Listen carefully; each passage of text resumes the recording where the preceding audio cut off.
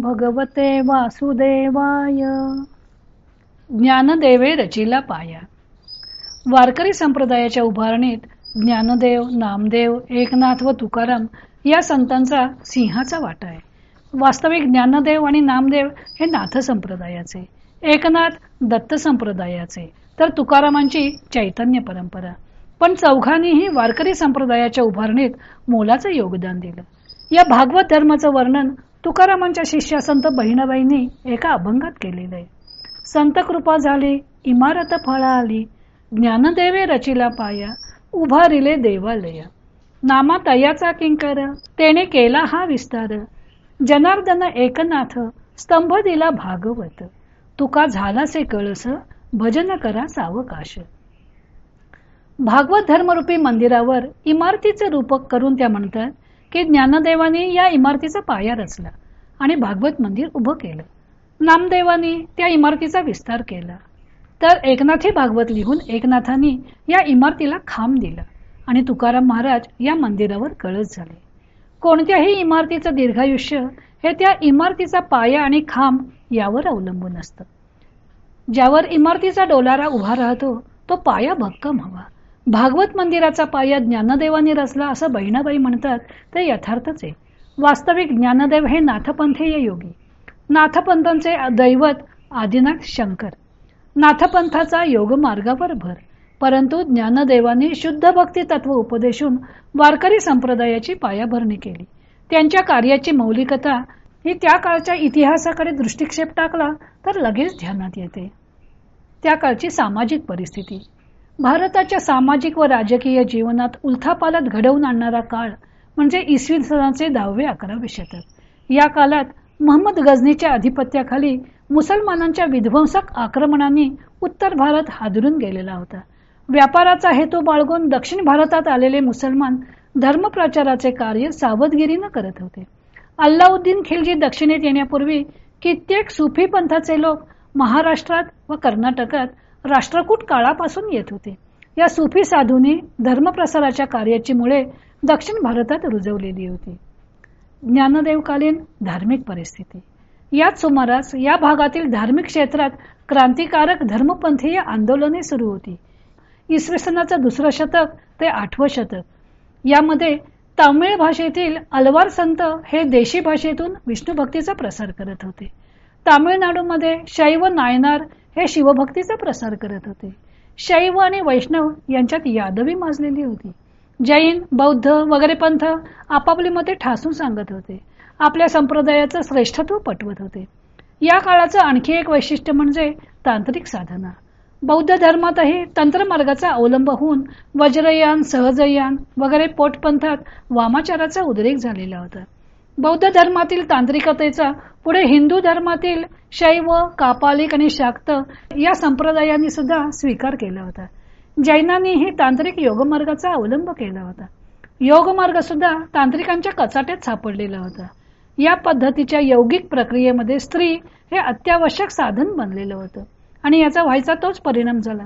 सर्वसामान्यांच्या हाती गेलेल्या या साधनेला विषय लोलुपतेचे स्वरूप प्राप्त झालेलं होतं. त्या काळी धार्मिक क्षेत्रात पंत मंडळींचे साम्राज्य होतं. वेदविद्येचे नुसते मंत्रोच्चारात्मक पठण करणारे पंडित वेदाच्या अंतरंगाला दुरावलेले होते. ही पंत मंडळी खंडन मंडनात्मक तात्विक ग्रंथ संस्कृत भाषेत लिहित होती आणि हे संस्कृत ग्रंथ सर्वसामान्यांच्या पासून कित्येक कोस दूर होते. शिव नका आणि सोवळे यालाच समाज धर्म मानत होता. वेद फक्त त्रैवर्णिकांच्याच कानी लागलेले होते. अंत्यजाला माणूस म्हणूनही ओळख नव्हती. सर्व समाजाला खऱ्या धर्माचा विसर पडला होता. धारणा धर्म इत्याहु, जो धारण केला जातो तो धर्म, पण धर्माच्या नावाखाली अनेक अन्याय रूढी परंपरा यांचं जतन केलं जात होतं. जिच्या हाती पाळण्याची दोरी ती जगाते उद्धारी ही गोष्ट फक्त लोकोक्ती पुरतीच मर्यादित होती. कारण उच्चवर्णीय स्त्रीला सुद्धा ज्ञानाचं द्वार खुलं नव्हतं. गार्गी, मैत्रेयी सारख्या विद्वान स्त्रियांचं अस्तित्व फक्त वेदकाळातच होतं. बालविवाहामुळे येणारे बालवैधव्य, सतीची चाल, केशवपन यासारख्या रूढींना धर्माची जागा प्राप्त झालेली होती. स्वतः ज्ञानदेवांच्या कुटुंबाला सुद्धा समाजाकडून अवहेलना स्वीकारावी लागली होती. संन्याशाची मुले असल्यामुळं समाजानं त्यांना ब्राह्मण कुलीन शूद्र ठरवलेलं होतं. त्यांची विराट प्रज्ञा, उत्तुंग प्रतिभा आणि वैश्विक अनुभूती यांचं दर्शन घेतल्यानंतर पंत समाज त्यांचा जय जयकार करू लागला होता. सगळ्यांनाच खऱ्या धर्माचा विसर मात्र पडलेला होता. एकूण राजकीय, सामाजिक आणि धार्मिक या सर्व क्षेत्रातील दुरवस्था पाहिल्यावर, अनुभवल्यावर लोकोद्धाराची तळमळ लागलेले ज्ञानदेव समाज संघटनासाठी वेगळ्या दिशेने प्रयत्न करू लागले. मार्गाधारे वर्तावे, विश्व हे मोहरे लावावे, अलौकिक नोहावे लोकांप्रती. शास्त्राने सांगितल्याप्रमाणे वागून जगात सरळ मार्गाला लावावं आणि आपण लोकांशी लोकबाह्य वागू नये, असं ज्ञानदेवाने म्हटलेलं आहे. त्यांना समाज संघटनासाठी वेगळ्या दिशेनं प्रयत्न करायचे असले तरी शास्त्रबाह्य मार्गाने जायचं नव्हतं, तर शास्त्रात सांगितल्याप्रमाणे वागून जगात सरळ मार्गाला लावायचं होतं. व्रतवैकल्य, यज्ञयागादी कर्मकांड यांचा उपयोग खऱ्या परमेश्वराची प्राप्ती करून देण्यासाठी होत नाही. त्यामुळे फक्त शरीर व मनाला ठराविक प्रमाणात नीतिनियमाने वागण्याची सवय होते, परंतु त्या गोष्टी फळाकडे दृष्टी ठेवून केलेल्या असतात. त्यामुळे फलप्राप्ती झाली की ते नीतिनियम धाब्यावर बसवले जातात, किंवा फलप्राप्ती झाली नाही की व्रतवैकल्यांकडे दोषदृष्टीनं पाहिलं जातं. परंतु व्रतवैकल्य व यज्ञयाग यावरच उच्चवर्णीयांचा भर होता. निम्न समाज अज्ञानीच होता. सर्व धर्मग्रंथ ब्राह्मणांच्या हातात होते आणि त्यातील तत्वविचारही संस्कृत भाषेत सांगितलेले होते. त्यामुळे बहुजन समाज या सर्व ज्ञानापासून वंचित झालेला होता. मानव जातीचा आत्मिक विकास साधायचा असेल तर सर्वव्यापी व सर्वस्पर्शी धर्माचे स्वरूप समाजाला समजावून सांगणं आवश्यक होतं. सामाजिक समता स्थापित करण्यासाठी मुळापासून प्रयत्न करणे आवश्यक होतं. समाजामध्ये रुजलेल्या चुकीच्या धार्मिक कल्पनांचे समूळ उच्चाटन करणे गरजेचं होतं. समाजाकडून ज्ञानदेवांचा जो अनन्वित छळ झाला, त्यामुळे त्यांच्या मनात समाजाविरुद्ध बंड करण्याची प्रतिक्रिया निर्माण झाली नाही, तर त्यांच्या सहानुभूतीशील अंतःकरणातून प्रतिक्रिया निर्माण झाली, ती उदार बुद्धी, सहिष्णू सुधारणावादाची. त्यामुळे संघर्षाला तोंड फुटलं नाही, तर परंपरेला न डावलता, न दुखवता धर्मातील उच्च नैतिक मूल्यांची सांगड घातली गेली. लोकोत्तर पुरुषांच्या आत्मोन्नतीचा मार्ग लोकाभिमुख असतो. मार्गाधारेवरतून विश्व मोहरे लावण्याची गीतेतील प्रतिज्ञा त्यांनी उचलून धरली, ती लोकसंग्रहाच्या जाणीवेतूनच. माम ही पार्थ व्यपाश्रित्य येपिस्युः पापयोनयः स्त्रियो वैश्यस्तथा शूद्रास्तेपि यान्ति पराम गतिम, असं सांगून भगवान श्रीकृष्णांनी गीतेत व्यापक धर्म उपदेशलेला होताच, तोच गीतेचा संदेश त्यांना जनमानसात रुजवायचा होता. सर्व समाजाला परमार्थाची वाट उजळून दाखवणे हे त्यांचं जीवित कार्य होतं. ते नाथ संप्रदायाचे अनुयायी असूनही नाथ संप्रदायातील योगमार्ग सर्व जनसुलभ नाही याची त्यांना जाणीव होती. म्हणून योगाची या वाटा जे निघाले गा सुभटा, तया दुःखाचाची वाटा भाग आला, असे त्यांनी आवर्जून सांगितलं. सर्वसामान्य जनांना शुद्ध भक्ती तत्वाच्या बैठकीवर संघटित करणं हे योगमार्गापेक्षा नक्कीच सुलभ होतं. श्रीकृष्णांची व तत्स्वरूपी विठ्ठलाची भक्ती ज्ञानदेवांना नवीन नव्हती. जरी ते नाथ संप्रदाय होते तरी ती श्रीकृष्ण भक्ती, विठ्ठल भक्ती त्यांना गुरु परंपरेने आणि गृह परंपरेने आधीच प्राप्त झालेली होती. गहिनीनाथ हे निवृत्तीनाथांचे गुरु. त्यांनी महाराष्ट्रातील नाथ संप्रदायास कृष्ण भक्तीची जोड दिली. निवृत्तीचे गुज विठ्ठल सहज, गैनीराजे मज सांगितले, निवृत्ती गहिनी कृपा केली पूर्ण, केळ हे पावन कृष्ण नामे. या निवृत्तीनाथांच्या अवतरणातून ज्ञानेशांना कृष्ण भक्ती ही गुरु परंपरेने प्राप्त झाली होती हे स्पष्ट होतं. कृष्ण भक्ती व तत्स्वरूपी विठ्ठल भक्ती त्यांना गुरु परंपरेने प्राप्त झालेली असल्यामुळं त्यांनी भक्ती योगाचा गौरव आणि पुरस्कार केला.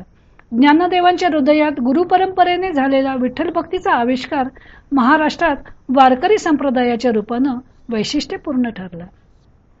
ज्ञानदेवांनी भागवत धर्माचा अथवा वारकरी संप्रदायाचा पाया घातला, याचा अर्थ हा संप्रदाय त्यांनी नव्याने सुरू केला असं नाही. वैदिक काळातच भागवत धर्म निर्माण झाला होता व त्याला विकसित रूपही प्राप्त झाले होते. वेदोपनिषदावर आधारित असलेल्या भगवद्गीता, विष्णू पुराण या भागवत धर्माच्या प्रधान ग्रंथातील शिकवण हळूहळू बाजूला पडली. रासक्रीडांचे जे रूपकात्मक वर्णन केले होतं त्याचा भागवत धर्मावर अनिष्ट परिणाम झाला. ज्ञान, भक्ती, धर्म, कर्म याविषयी अयथार्थ कल्पना रूढ झाल्या होत्या. या अविवेकाचा समाजातील सर्व जीवनावर अनिष्ट परिणाम झाला होता. ईश्वराच्या सगुण साकार रूपाला आलेले अवास्तव महत्व, साकार ईश्वर मूर्तीची तांत्रिक पूजा म्हणजेच खरी भक्ती, अशी रूढ झालेली समजूत, वैराग्यप्रधान भक्तीचा चाललेला प्रचार आणि पुरस्कार, तीर्थ आणि व्रत यांनी घेतलेले धर्माचे स्थान, या गोष्टी भागवत धर्माच्या मूळ स्वरूपाशी विसंगत होत्या. म्हणून धर्माचे यथार्थ ज्ञान देण्यासाठी भागवत धर्माचा प्रधान ग्रंथ जो भगवद्गीता, त्यावर 9000 ओव्यांचे विस्तृत भाष्य लिहून ज्ञानदेवांनी भागवत धर्माचा पाया बळकट केला. ज्ञानदेवांच्या कार्याचा विचार करता काही गोष्टी अगदी ठळकपणे नजरेत येतात.